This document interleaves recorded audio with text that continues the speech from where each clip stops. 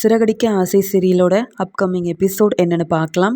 இங்கே முத்துவுக்கும் மீனாவுக்கும் ரோகிணி மேலே சந்தேகம் வந்ததால் யார்கிட்டையாவது கேட்டு உண்மையை கண்டுபிடிக்கணும் அப்படின்னு நினைக்கிறாங்க. இங்கே பார்வதி மூலமாக தான் ரோகிணி விஜயா வீட்டுக்கு மருமகளாக வந்திருக்காங்கன்னு தெரிஞ்சுக்கிட்டு முதல்ல பார்வதி கிட்ட போய் விசாரிப்போன்னுட்டு இங்கே முத்துவும் மீனாவும் ரோஹிணியை பற்றி பார்வதி வீட்டுக்கு போய் கேள்விக்கு மேலே கேள்வி கேட்குறாங்க. உடனே பார்வதியும் ரோகிணி சொல்லிதான்ப்பா எனக்கு தெரியும். அவள் மலேசியாவிலேருந்து வந்ததாகவும் அவங்க அப்பா மலேசியாவில் பெரிய பிஸ்னஸ் செய்கிறதாகவும், மற்றபடி ரோகிணி சொல்லாமல் எனக்கு எப்படி தெரிய வரும்? அவள் சொல்கிறத நம்பி தான் உங்கள் வீட்டுக்கு உங்கள் அம்மாவும் ரோகிணியை மருமகளாக ஆக்கியிருக்கா. மற்றபடி ரோகிணியோட அப்பாவை பற்றியும் இல்லை அவங்க சொந்தக்காரங்களை பற்றியும் எனக்கு எதுவுமே தெரியாது அப்படின்னு இங்கே பார்வதி தனக்கு தெரிஞ்சதை மட்டும் சொல்ல, உடனே இங்கே மீனா சொல்கிறாங்க, பார்வதி அத்தைக்கு எதுவும் தெரியல. அப்போ கண்டிப்பாக வித்யாவுக்கு தெரிய வாய்ப்பு இருக்குது. ரோகிணிக்கு ஃப்ரெண்டுனா வித்யா மட்டும்தானே, அவங்கக்கிட்ட போய் கேட்போமே அப்படின்னு சொல்லிட்டு மீனாவும் வித்யாவை பார்க்க போக, வித்யாவுக்கு என்ன ஏதுனே புரியாமல், என்ன மீனா எதுக்காக ரோஹிணியை பற்றி என்கிட்ட கேள்வி கேட்குறீங்கன்னு சொல்லும்போது, அது ஒன்றும் இல்லைங்க, சின்ன வயசுலேருந்தே நீங்கள் 2 பேரும் ரொம்ப ஃப்ரெண்டாக இருந்திருக்கீங்க, அதனால தான் ரோஹிணியோட அப்பாவை பார்த்துருக்கீங்களா, இல்லை நீங்களும் மலேசியாவில் தான் படிச்சிங்களான்னு கேள்வி கேட்டுட்ருக்கேன், இதில் என்னங்க தப்பு இருக்குது அப்படின்னு சொல்லி கேட்க, இல்லை ரோகிணியை சின்ன வயசுலேருந்தே தெரியும், ஆனால் நானும் ரோகிணியும் காலேஜில் தான் ஒன்றா படித்தோம் அப்படின்னு மாற்றி மாற்றி பேச, உடனே இங்கே மீனா கேட்குறாங்க, முன்னாடி ஒரு நாள் உங்கள் வீட்டுக்கு உங்களுக்கு பூ கட்ட சொல்லி தந்த வந்தேன்ல, அப்போ நாங்கள் சின்ன வயசுலேயே ஒன்றா தான் படித்தோன்னு சொன்னீங்க. அது மட்டும் இல்லாமல் உங்கள் அப்பாவும் இங்கே ரோகிணியோட அப்பாவும் ஃப்ரெண்டுன்னா சொன்னீங்களே, ஆனால் இப்போ என்னவோ காலேஜ் படிக்கும்போது தான் ரோகிணியை தெரியும்னு சொல்கிறீங்க, என் ஃப்ரெண்டோட ஃப்ரெண்டு ரோகிணின்னு சொல்கிறீங்க, மாற்றி மாற்றி சொல்கிறத பார்த்தா ரொம்பவே குழப்பமாக இருக்குது அப்படின்னு மீனா யோசிக்கிறாங்க. இங்கே வித்யா ரோகிணியை பற்றின உண்மை நமக்கு தெரிஞ்சிடக்கூடாதுன்றதுக்காக தான் இப்படி மாற்றி மாற்றி சொல்லி ரொம்பவே நம்மளுக்கு புரியாதபடி பேசிகிட்டு இருக்காங்க. இவங்களையும் நம்பி ஒரு பிரயோஜனமும் இல்லை. ஆனால் வித்யா மாற்றி மாற்றி சொல்கிறதுலையே தெரிய வருது ரோகிணி ஏதோ ஒரு பெரிய உண்மையை மறைக்கிறாங்கன்னுட்டு அப்படின்னு நினச்ச மீனா உடனே ரொம்பவே குழப்பமாக அங்கேருந்து கிளம்பிடுறாங்க. உடனே மீனா முத்துக்கிட்ட என்ன ஏது வித்யா கிட்ட என்ன பேசுனாங்கன்ற எல்லாத்தையுமே சொல்கிறாங்க. ஏங்க இந்த வித்யா பேசுகிறத பார்த்தா ஒன்றுமே புரிய மாட்டேங்குது. அன்னைக்கு என்கிட்ட வேற மாதிரி பேசிட்டு இன்னைக்கு மாற்றி மாற்றி பேசுகிறாங்க. இவங்க சொல்கிறத பார்த்தா ரொம்ப குழப்பமாக இருக்குது. ஆனால் ரோகிணி மேலே சந்தேகம் மட்டும் அதிகமாயிட்டே இருக்குது. உண்மையாகவே ரோகிணி மலேசியாவிலேருந்து வந்த மாதிரி எனக்கு தெரியலங்க. இவங்க ஏதோ பொய் சொல்லி ஏமாத்திட்டு இருக்காங்க போல அப்படின்னு மீனா சொல்ல, அதுக்குடனே முத்துவும், நாம் அப்போ மலேசியாவுக்கு போனாதான் இந்த பார்லமாவை பற்றின உண்மையை கண்டுபிடிக்க முடியுமா என்ன அப்படின்னு சொல்ல, ஆமாங்க வேற வழியே இல்லை. ரோகிணியை பற்றி யாருக்கும் எந்த உண்மை தெரிஞ்சிருந்தாலும் யாரும் சொல்ல மாட்டேங்கிறாங்களே, என்னங்க செய்ய அப்படின்னு மீனா சொல்லிட்டு இருக்க. நீ கவலைப்படாத மீனா, நான் பாரு சீக்கிரமாகவே உண்மையெல்லாம் கண்டுபிடிக்க தான் போகிறேன் அப்படின்னு சொல்லிட்டு இங்கே முத்துவும் வீட்டுக்கு கிளம்பி வராரு. வந்த முத்து அண்ணாமலை கிட்ட சொல்கிறாரு, அப்பா எல்லாருக்குமே கல்யாணம் ஆயிருக்கு, ஆனால் நானும் மீனாவும் தனியாக எங்கேயும் பெருசாக போனதே இல்லைல்லப்பா, பேசாமல் மலேசியாவுக்கு போயிட்டு வரலான்னு நினைக்கிறேன்ப்பா அப்படின்னு சொல்ல, ரொம்ப சந்தோஷம், நீயும் மீனாவும் எங்கே வேணாலும் போயிட்டு வாங்க, அது மட்டும் இல்லாமல் நீங்கள் 2 பேரும் சந்தோஷமாக இருந்தால் அதுவே போதும் அப்படின்னு சொல்ல, இதை பார்த்த விஜயாவுக்கு கோவம் வருது.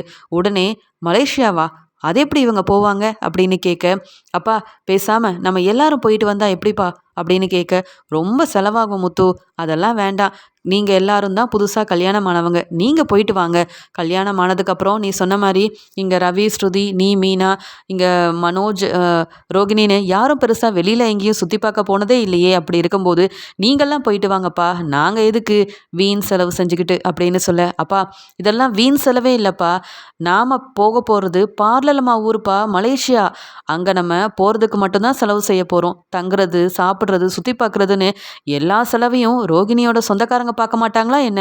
அது மட்டும் இல்லாமல் அங்கே சுற்றி பார்க்குறதுக்கெலாம் நம்ம ஒன்றும் காரில் அங்கே எங்கேன்னு போக வேண்டாம் காருக்காக, ஏன்னா ரோகிணியோட வீட்லேயே 12-13 கார் இருக்கும், அதுலேருந்து ஒரு காரை நம்மளுக்கு தரமாட்டாங்களா சுற்றி பார்க்குறதுக்கு, நம்ம மலேசியா போனதுக்கப்புறமா ரோகிணியோட வீட்டில் போய் தங்கலைன்னா பார்லலம்மா ரொம்ப மனசு வேதனைப்படுவாங்க, அதனால் எல்லாரும் பார்லலம்மா வீட்லேயே போய் தங்கி சந்தோஷமாக அங்கேயே தங்கிட்டு நல்லா சுற்றி பார்த்துட்டு வரலாம், சம்மந்தியை பார்த்த மாதிரியும் ஆச்சு, அது மட்டும் இல்லாமல் ரோகிணிக்கு தான் நிறைய சொத்து இருக்கேப்பா, அது எல்லாத்தையும் பார்த்துட்டு வந்த மாதிரியும் ஆச்சு, என்னதான் ரோகிணியோட அப்பா உள்ளே இருந்தாலும் ரோகிணியோட சொத்தெல்லாம் அனுபவிக்கிறது அவங்க சொந்தக்காரங்க தானே, அப்போ நாமளும் அங்கே போயிட்டு வரதில் எந்த தப்பும் இல்லையேப்பா அப்படின்னு சொல்ல, ரோகிணிக்கு முகம்லாம் மாறுது, ரொம்ப கோவம் வருது. இந்த முத்து என்னடானா என் ஃப்ரெண்டுக்கிட்ட என்னை பற்றி விசாரிச்சிருக்காரு, இப்போ என்னை எப்படியாவது வசமாக மாட்டி விடணும்னு சொல்லி மலேசியாவுக்கு போகணும், என் அப்பாவை பார்க்கணுன்னு என்னென்னவோ சொல்லிட்டு இருக்காரு, இதெல்லாம் நடந்தால் நான் வசமாக மாட்டிப்பேனே அப்படின்ற மாதிரி திருன்னு முழிக்கிறாங்க ரோகிணி. நம்ம வீட்டில் உள்ளவங்களுக்கு தான்ப்பா பாஸ்போர்ட் இல்லை, மற்றபடி இந்த ஸ்ருதி ரோகிணின்னு எல்லாருமே பாஸ்போர்ட் வச்சுருக்காங்கல்ல, கவலை இல்லைப்பா. இன்னும் எப்படியும் ஒரு 2-3 நாளைக்குள்ள நான் எல்லாத்தையுமே ஏற்பாடு பண்ணிடுவேன். நம்ம சீக்கிரமாகவே மலேசியாவுக்கு போகலாம்ப்பா அப்படின்னு சொல்ல இங்கே விஜயாவுக்கு ரொம்ப சந்தோஷமாக இருக்குது. என்றைக்கும் முத்து மீனா நல்ல இதே பேச மாட்டாங்க, ஆனால் இன்னைக்கு தான் அவங்க சரியான முடிவெடுத்து சரியாக பேசிகிட்டு இருக்காங்க. எப்படி இருந்தாலும் சம்மந்தியை போய் ஒரு வாட்டியாவது பார்த்துட்டு வரணும்ல. அவர் உள்ளே இருந்தாலும் அந்த சொத்தெல்லாம் போய் பார்த்தா தான் எனக்கும் கொஞ்சம் நிம்மதியாக இருக்கும். எப்போ பார்த்தாலும் ரோஹிணி கிட்ட உன் மாமா கிட்ட பணத்தை கேளுன்னா ஏதாவது ஒரு காரணம் சொல்லிக்கிட்டே இருக்கா. பிஸ்னஸ் செய்கிறாங்க, அவரை அவர்கிட்ட பேச முடியல பார்க்க முடியலன்னு சொல்கிறாளே தவிர்த்து, இப்போ கண்டிப்பாக முத்து சொல்கிற மாதிரி மலேசியாவில் இருக்க ரோகிணியோட சொந்தக்காரங்க எல்லாத்தையும் பார்த்துட்டு வந்துடணும். நாம் வந்தால் கண்டிப்பாக அவங்க சொந்தக்காரங்க சந்தோஷப்படுவாங்க அப்படின்னு நினைக்கிறாங்க விஜயா. உடனே ரோகிணி சொல்கிறாங்க, இதெல்லாம் தேவையில்லாத வேலை முத்து. எங்கள் அப்பா உள்ளே இருக்காரு, அந்த மன வேதனையில் இருக்கும்போது நீங்கள் எதுக்காக எல்லாரையும் கூட்டிகிட்டு அங்கே போகணும்னு நினைக்கிறீங்க? ஏன் உங்களுக்கு வேறு எந்த இடமும் கிடைக்கலையா சுற்றி பார்க்க போகிறதுக்கு அப்படின்னு கேட்க, இல்லை பார்லலம்மா, எங்கே போனாலும் வீண் செலவாகும். ஆனால் இப்போ உங்கள் ஊருக்கே வந்தால் நீங்களே எங்களை நல்லபடியாக பார்த்துப்பீங்கல்ல. உங்களுக்கு தான் பெரிய வீடு இருக்கே, அது மட்டும் இல்லாமல் உங்களுக்கு இல்லாத சொத்தா, உங்களுக்கு இல்லாத வசதி வாய்ப்பா, அதனால தான் ஒரு முறை அங்கே போயிட்டு வரலாமேன்னு நினைக்கிறோம். இதில் என்ன தப்பு இருக்குது? எங்கள் அம்மாவும் சம்மந்தியை பார்த்த மாதிரி இருக்கும், உங்கள் அப்பா உங்கள் மலேசியா மாமா எல்லாரும் எங்களை பார்த்த மாதிரி இருக்கும் அப்படின்னு முத்து சொல்கிறத கேட்டு ஸ்ருதியும், நீங்கள் சரியாக சொன்னீங்க முத்து, எனக்கும் ரொம்ப நாள் ஆகுது மலேசியாவுக்கு போய் நான் சுற்றி பார்க்க போகணும்னு ஆசைப்பட்டுட்டு இருந்தேன். ஆனால் ரவி தான் என்னை எங்கேயுமே கூட்டிகிட்டு போகல. ஆனால் இந்த தடவை நாம் எல்லாரும் போயிட்டு வரலாம், எனக்கு ரொம்ப சந்தோஷமாக இருக்குது அப்படின்னு ஸ்ருதி சொல்லிட்டு இருக்கும்போது ரொம்பவே கோவமாக ரோகிணி ரூமுக்கு போயிடுறாங்க. ரோகிணி அழ ஆரம்பிக்கிறாங்க. இதை பார்த்துட்டு மனோஜும், என்ன ரோகிணி, நான் தான் சொன்னேன்ல அவங்கக்கிட்ட மலேசியாவுக்கெலாம் வேண்டாம் அப்படின்னுட்டு, ஆனால் இந்த முத்துவும் மீனாவும் ரொம்ப அடம்பிடிக்கிறாங்களே அப்படின்னு சொல்ல, நீ அமைதியாக இருக்கிற மனோஜ், முத்து சொல்கிறது தான் வீட்டில் உள்ள எல்லாருமே கேட்குறாங்க. ஆனால் எங்கள் அப்பா இருக்கிற நிலைமை தெரிஞ்சிருந்தோம் இவங்கெல்லாம் இப்படிலாம் மலேசியாவுக்கு போகணும்னு முடிவெடுக்கலாமா? இந்த முத்து என்னை அவமானப்படுத்தணும்னே நினைக்கிறாரு அப்படின்னு சொல்லிட்டு இருக்க, உடனே மனோஜும், நீ அழுகாத ரோகிணி, எனக்கு மனசு ரொம்ப வேதனையாக இருக்குது. நான் நாளைக்கே அம்மா கிட்ட சொல்லி புரிய வச்சு யாரும் மலேசியாவுக்கு போக வேண்டான்னு அம்மாவை முடிவெடுக்க வைக்கிறேன், சரியா? நான் எப்பயுமே உனக்கு சப்போர்ட்டாக தான் இருப்பேன், நீ கவலைப்படாத ரோகிணி அப்படின்னு சமாதானப்படுத்துறாரு மனோஜ். உடனே இங்கே ரோகிணி சொல்கிறாங்க, நீ உண்மையாக தான் சொல்கிறியா? யாரும் மலேசியாவுக்கெல்லாம் போக மாட்டாங்கல்ல, நீ போய் சொல்லு. நான் சொன்னால் கூட எல்லாரும் சந்தேகப்படுவாங்க. நான் உண்மையாகவே மலேசியாவிலேருந்து தான் வந்திருக்கேன். நான் இந்த முத்துவுக்கும் மீனாவுக்கும் சந்தேகமாகவே இருக்குது. ஆனால் நீ என்ன நம்புறல மனோஜ், நீ உங்கள் அம்மாவுக்கு புரிய வச்சுனா கண்டிப்பாக யாரும் மலேசியாவுக்கு போகவும் மாட்டாங்க. நாம் முதல்ல அந்த 30 லட்ச ரூபா பணத்தை தேடி கண்டுபிடிப்போம், சரியா? அப்படின்ற மாதிரி சொல்லிட்டு இருக்காங்க. உடனே மனோஜும், நீ எனக்காக எவ்வளவோ உதவி செஞ்சுருக்க, உன்னால தான் இப்போ எனக்கு ஒரு பெரிய கடையும் பிஸ்னஸும் கிடச்சிருக்கு. அப்படி இருக்கும்போது நான் உன்னை கண்டிப்பாக விட்டு கொடுக்க மாட்டேன். என் அம்மாவுக்கு கிட்ட பேசி நமக்கு நிறைய வேலை இருக்குது, அங்கெல்லாம் போக முடியாதுன்னு சொல்லி புரிய வச்சா கண்டிப்பாக அம்மா மீனா முத்து மட்டும் இல்லை யாரையும் மலேசியா பக்கமே போக விட மாட்டாங்க, நீ கவலைப்படாத, உனக்காக நான் பேசுகிறேன் அப்படின்னு மனோஜ் சொல்லிட்டு, அடுத்த நாள் காலையில் இங்கே முத்துவும், அப்பா எல்லாரும் போகிறோம்லப்பா அப்படின்னு சொல்லி கேட்டுட்ருக்க, அதான் உங்கள் அம்மாவே சொல்லிட்டாலே மலேசியானா கண்டிப்பாக போயிட்டு வரலான்னுட்டு அப்படின்னு சொல்லிட்டு இருக்க. அங்கே வந்த மனோஜும், அதெல்லாம் ஒன்றும் வேண்டாம்ப்பா, இந்த முத்துவுக்கும் மீனாவுக்கும் வேறு வேலை இல்லை, அவங்க வெறும் கார் ஓட்டுறான்ப்பா அவன், இந்த மீனா என்னடானா அங்கே இங்கேன்னு பூ கொடுத்துட்ருக்காங்க, ஆனால் நானும் ரோகிணியும் அப்படியாப்பா பெரிய பிஸ்னஸ் செஞ்சிட்ருக்கோம், அப்படியெல்லாம் எல்லா வேலையும் விட்டுட்டு மலேசியா பக்கம்லாம் வர முடியாது. என்ன முத்து, உனக்கு என்ன இப்போ ரோகிணி உண்மையாகவே மலேசியாவிலேருந்து வந்திருக்காளான்னு சந்தேகமாக இருக்கா? ரோகிணியை சந்தேகப்படுறதுக்கு உனக்கும் மீனாவுக்கும் முதல்ல என்ன தகுதி இருக்குது? உங்களுக்கு ஒழுங்காக சம்பாதிக்கவே தெரியாது, இதில் மலேசியாவில் சுற்றி பார்க்க போகணும், ரோகிணியோட வீட்டில் தங்கணும்னு வேற உங்களுக்கு ஆசை இருக்குதா? அதெல்லாம் நீங்கள் நினச்சி கூட பார்க்க முடியாது. உனக்கு அப்படி வேணும்னா உன் மாமியார் வீட்டுக்கு போயிட்டு வா, அதுதான் உனக்கு சரியாக இருக்குமே தவிர்த்து நீ மலேசியாவுக்கு போகணும்னு ஆசைப்படக்கூடாது. ரோகிணி வீட்டிலலாம் தங்க முதல்ல உங்கள் 2 பேர்த்துக்கும் தகுதி இருக்கணும் அப்படின்னு சொல்லிடுறாரு. இதை கேட்ட முத்து, அப்பா இதுக்காகவே மலேசியாவுக்கு கிளம்பி போகிறேன்ப்பா, இவன் என்னப்பா சொல்கிறது, இவனாப்பா எனக்கு பணம் தரப்போகிறான், நான் மலேசியாவுக்கு போகிறேன், அதுவும் மீனாவை கூட்டிகிட்டு அப்படின்னு பேசிகிட்டு இருக்கும்போதே இங்கே முத்துவுக்கு ஒரு ஃபோன் வருது. மலேசியாவுக்கு போன அந்த தம்பதிகள், அந்த தாத்தா பாட்டியும் முத்துவுக்கு ஃபோன் பண்ணுறாங்க. இங்கே முத்துவும், சொல்லுங்க அப்படின்னு சொல்லி கேட்க, தம்பி முத்து தம்பி, நாங்கள் மலேசியாவுக்கு வந்துட்டோம், நீங்கள் எல்லோரும் நல்லா இருக்கீங்களா? நாங்கள் வந்ததை உங்ககிட்ட சொல்ல தான்ப்பா ஃபோன் பண்ணோம். அது மட்டும் இல்லாமல் என் பசங்க மூலமாக உங்கள் 2 பேத்துக்கும் ஒரு நல்ல விஷயத்த சொல்ல போகிறேன் அப்படின்னு சொல்ல, என்னாச்சு சொல்லுங்கள் அப்படின்னு கேட்கும்போது, அது வேற ஒன்றும் இல்லைப்பா. இங்கே நான் சொன்னேன்ல ஏற்கனவே, இங்கே ஹோட்டல் வச்சு நடத்துனா நல்லா நீங்கள் வருமானம் பார்க்கலாம். இந்த கார் ஓட்டுறதுனால பெருசாக எந்த வருமானமும் வரலன்னு நீ சொல்லிட்டு இருந்த இல்லையா? அது மட்டும் இல்லாமல் இங்கே நீயும் மீனாவும் வந்து ஹோட்டல் வச்சு நடத்துறதுக்கு எல்லா ஏற்பாடையும் நான் செய்கிறேன். நீங்கள் உங்கள் உழைப்பை மட்டும் போட்டால் போதும். நல்லா வருமானம் பார்க்கலாம். அது மட்டும் இல்லாமல் இங்கே மீனா பெரிய திறமைசாலி, புத்திசாலி. அங்கே அவங்க டெக்கரேஷன் செய்கிறது எல்லாத்தையுமே என்கிட்ட மீனா காமிச்சாங்க. அது மட்டும் இல்லாமல் என் ஃபோனுக்கும் அனுப்பி வச்சாங்க. அந்த டிசைன் எல்லாமே என் பையனுக்கு ரொம்ப பிடிச்சிருச்சு. இங்கே மலேசியாவில் எப்பயுமே ஃபங்க்ஷன் இருக்கும், எப்பயுமே கொண்டாட்டம் இருக்கும். அது எல்லாத்துக்குமே மீனாவும் வந்து இந்த ஆர்டரெல்லாம் செஞ்சு கொடுத்தாங்கன்னா, அங்கே நம்ம ஊரில் கிடைக்கிற மாதிரி பணம் இல்லை, அதை விட அதிகமாகவே சம்பாதிக்கலாம். ஏன் லட்சக்கணக்கில் சம்பாதிக்கலாம். இந்த ஒரு வாய்ப்புக்காக தான், இதெல்லாம் தெரிஞ்சுக்கிறதுக்காகவும் நீங்கள் விருப்பப்பட்டீங்கன்னா இதெல்லாம் நான் உங்களுக்கு ஏற்பாடு பண்ணி தரதுக்காக தான்ப்பா ஃபோன் பண்ணேன் அப்படின்னு சொல்ல, இதை கேட்ட முத்து ரொம்ப சந்தோஷப்படுறாரு. உண்மையாவா? மீனா அப்போ மலேசியாலலாம் வந்து டெக்கரேஷன் ஆர்டர்லாம் எடுத்து செஞ்சால் லட்சக்கணக்கில் சம்பாதிக்கலாமா அப்படின்னு கேட்க, ஆமாம் முத்து தம்பி, நீங்கள் நினைக்கிற மாதிரிலாம் இல்லை. அங்கே விட நீங்கள் பணத்தை அதிகமாக வருமானம் பார்க்கலாம். அப்புறம் முன்ன மாதிரிலாம் இல்லைப்பா, நீங்கள் நிறைய சம்பாதிக்க ஆரம்பிக்கலாம் அப்படின்னு சொல்லிகிட்ருக்க, நான் மீனா கிட்ட கேட்டுட்டு கண்டிப்பாக இந்த நல்ல வாய்ப்பை நான் பயன்படுத்திக்கிறேன்.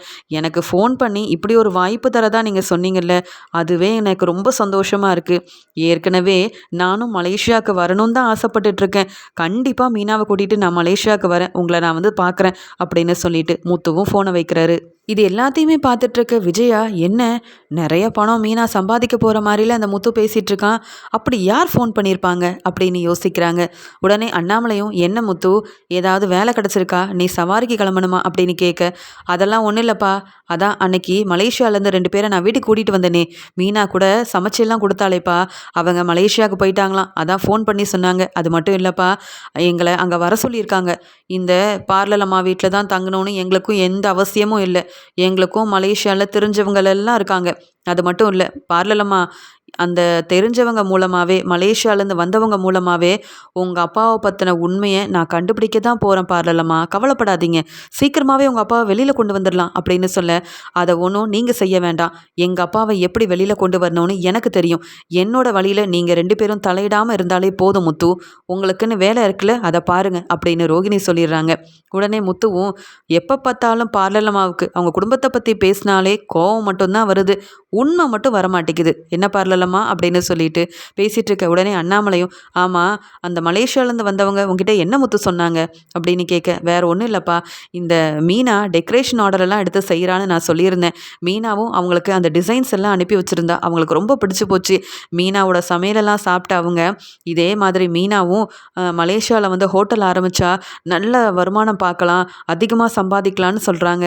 அது மட்டும் இல்லாமல் அங்கே மலேசியாவில் எப்பயுமே வந்து ஃபங்க்ஷன் கொண்டாட்டம்னு இருந்துக்கிட்டே இருக்குமா. இங்கே டெக்கரேஷன் ஆர்டர்லாம் எடுத்து செஞ்சால் மீனா லட்சக்கணக்கில் சம்பாதிக்கலாமா. அதனால் அங்கே வர சொல்கிறாங்கப்பா. அவங்க இதுக்கு நிறைய வாய்ப்பெல்லாம் வாங்கி தரேன்னு, எல்லா ஏற்பாடையும் செஞ்சு தரேன்னு சொல்லியிருக்கிறாங்க. அதனால் மலேசியாவுக்கு வர சொல்லி ஃபோன் பண்ணாங்க, வேறு ஒன்றும் இல்லைப்பா அப்படின்னு சொல்ல, இதை கேட்ட அண்ணாமலை ரொம்ப சந்தோஷப்படுறாரு. பாத்தியாமா மீனா, இங்கே நீ டெக்கரேஷன் ஆர்டர் செய்யும்போது 15,000 20,000ன்னு உனக்கு வருமானம் வருது. இதே மலேசியாவில் செஞ்சால் லட்சக்கணக்கில் சம்பாதிக்கலாமா. கிடைச்ச வாய்ப்பை எதுக்கு விடணும். நீயும் முத்துவும் பேசாமல் மலேசியாவுக்கு போயிட்டு வாங்க. அப்படியே ரோகிணியோட அப்பாவை பார்த்த மாதிரியும் இருக்கும், அங்கே சொந்தக்காரங்கள் எல்லாத்தையும் பார்த்துட்டு கிடைச்ச வாய்ப்பையும் நல்லபடியாக பயன்படுத்தி சம்பாதிக்க ஆரம்பிங்க அப்படின்னு அண்ணாமலை சொல்கிறாரு. இதை கேட்டுட்டு ஒரு பக்கம் ரோகிணிக்கு கோவம் வருது, இன்னொரு பக்கம் இங்கே விஜயா யோசிக்கிறாங்க, அப்போ மீனா நிறைய சம்பாதிக்க ஆரம்பிச்சிருவாளா. இந்த மீனாலாம் மலேசியாவுக்கு போகிறாள், அது மட்டும் இல்லாமல் அங்கே மீனாவும் முத்துவும் நிறைய சம்பாதிக்க ஆரம்பிச்சிட்டாங்கன்னா அப்புறம் இந்த ரோகிணியோட நிலமை. ரோகிணி உண்மையாகவே மலேசியாவிலேருந்து வந்திருக்கானா, இவளுக்கும் அங்கே போகிறதுல ஒரு சந்தோஷமும் இல்லாமல் இருக்குது. ஆனால் இங்கே இருக்கிற படிக்காத மீனாவுக்கு மலேசியாவிலேருந்தெல்லாம் வாய்ப்பு தேடி வருதே அப்படின்ற மாதிரி பொறாமையிலேயே பார்க்குறாங்க விஜயா. இதை பார்த்துட்டு இருந்த ஸ்ருதி மனோஜை பார்த்து சொல்கிறாங்க, நீங்கள் மீனாவையும் முத்துவையும் ஏதோ தகுதி இல்லைன்னு பேசுனீங்க, மலேசியாவுக்கு போய் அங்கே ரோகிணியோட வீட்டில் தங்க முத்துவுக்கும் மீனாவுக்கும் தகுதி இல்லைன்னு சொன்னீங்களே, இப்போ மீனாவால் இங்கே முத்துவுக்கும் எவ்வளோ பெரிய தகுதி கிடச்சிருக்கு பார்த்தீங்களா. அது மட்டும் இல்லாமல் மீனாவுக்கும் முத்துவுக்கும் வேலை வாய்ப்பை தேடித்தரேன்னு மலேசியாவிலேருந்து ஃபோன் பண்ணி கூப்பிடுறாங்க. எல்லாத்துக்கும் காரணம் மீனாவோட திறமையும் புத்திசாலித்தனமும் தான். ஆனால் நீங்கள் மனோஜ் நிறைய படிச்சிருக்கீங்க, ஆனால் இங்கே ரோகிணி ஆரம்பித்து கொடுத்த அந்த கடையை கூட ஒழுங்காக பார்த்துக்க முடியாமல் எவ்வளோ ஏமாந்து போய் நின்னீங்க. ஏன் புதுசாக வீடு வாங்கணும்னு ஆசைப்பட்டு 30 லட்ச ரூபா பணத்தை ஏமாந்துட்டு வந்தீங்க. இப்போ வரைக்கும் அந்த பணத்தை கண்டுபிடிக்கல. மீனாவோட நகையை கொண்டு போய் யாருக்கும் தெரியாமல் வச்சு அங்கே அந்த பணத்தையும் எடுத்து வீண் செலவு செஞ்சீங்க. உங்களை பற்றி கொஞ்சம் கூட யோசிக்காமல் திறமையாக உழைச்சிக்கிட்டு இருக்க மீனாவை பற்றி தகுதி இல்லைன்னு சொல்கிற உங்களுக்கு தான் மனோஜ் தகுதி இல்லை முதல்ல. அதனால் யாரையும் ஏளனமாக பேசாதீங்க, அவமானப்படுத்தணும்னு நினைக்காதீங்க. அதுவும் மீனா முத்து ரொம்ப நல்லவங்க. அவங்கள பற்றிலாம் இப்படி பேசுனீங்கன்னா நானே பார்த்துட்டு சும்மா இருக்க மாட்டேன். நீங்கள் என்ன செஞ்சாலும் பரவாயில்லன்னு விஜயாத்தை வேணால் உங்களுக்கு சப்போர்ட் பண்ணலாம், ரோகிணி உங்களுக்கு துணையாக இருக்கலாம். ஆனால் நீங்கள் பேசுகிறதும் சரியில்லை, இங்கே ரோகிணி நடந்துக்கிறதும் சரியில்லை. எனக்கே ரோகிணி மேலே இவங்க பேசுகிறத பார்க்கும்போது சந்தேகம்தான் வருது. ஏன் ரோகிணி, நிஜமாவே உங்கள் அப்பா மலேசியாவில் தான் இருக்காரா? இல்லை ஏன் கேட்குறேன்னா, இப்போ மலேசியாவிலேருந்து நம்ம வீட்டுக்கு வந்துட்டு போனாங்கல்ல, அவங்க உங்கள் அப்பாவை எப்படியாவது வெளியில் கொண்டு வரலாம், என் சொந்தக்காரங்க அங்கே வேலை பார்க்குறாங்கன்னு சொன்னால் கண்டிப்பாக நீங்கள் அதுக்கு சந்தோஷப்பட்டிருக்கணும். உங்கள் அப்பா வெளியில் வந்தால் போதும் அப்படின்னு நிம்மதியாக இருந்திருக்கணும். உடனே கிளம்பலாம் அப்படின்னு சந்தோஷமாக எங்களை கூட்டிகிட்டு போயிருக்கணும். ஆனால் நீங்கள் என்னடானா, என் அப்பாவை நான் பார்த்துக்கிறேன், அவர் எப்படியாவது நான் வெளியில் கொண்டு வரேன்னு நீங்கள் எதுக்கு எங்களை மலேசியா பக்கமே வரக்கூடாதுன்னு நினைக்கிறீங்க? ஏன் உங்களை பற்றின உண்மை எங்களுக்கு தெரிஞ்சிடக்கூடாதுன்னு நினைக்கிறீங்களா? அப்படின்னு ஸ்ருதி ரோகிணியை நிற்க வச்சு கேள்வி கேட்க, உடனே ரோகிணியும், நீங்கள் கேட்குற கேள்விக்கெல்லாம் பதில் சொல்ல வேண்டிய அவசியமும் எனக்கு இல்லை, என் குடும்பத்தை பற்றி மற்றவங்களுக்கு நான் சொல்ல வேண்டிய அவசியமும் எனக்கு இல்லை.